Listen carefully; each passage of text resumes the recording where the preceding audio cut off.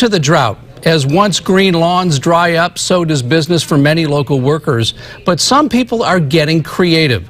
News Channel 3's Tracy Laird joins us live from Santa Barbara with that story. And Tracy, you would think many of these workers would just be out of a job. You would think that, but some of them are optimistic. They say they're getting hired to take out lawns and plant fruit trees. They also say they're planting other plants that take up less H2O. Places such as the Moose Lodge are letting their lawns dry up to use less water, but the drought doesn't have to dry up jobs too. Landscapers say getting rid of lawns creates job opportunities. Our goal is for there to be less water maintenance and for landscapes that are more sustainable.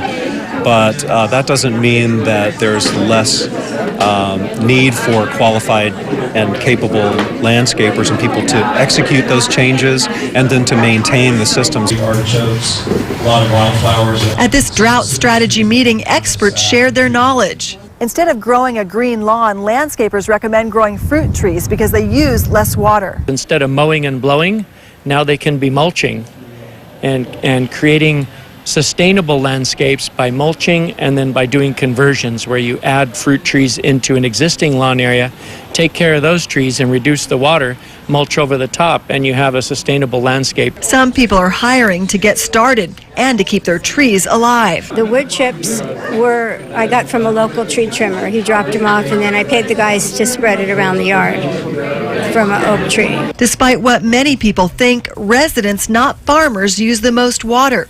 And landscapers say people shouldn't count on the next El Nino to change things up. And you may notice churches and schools letting their lawns dry. They will eventually need landscaping too. Reporting live in Santa Barbara, Tracy Laird, News Channel 3.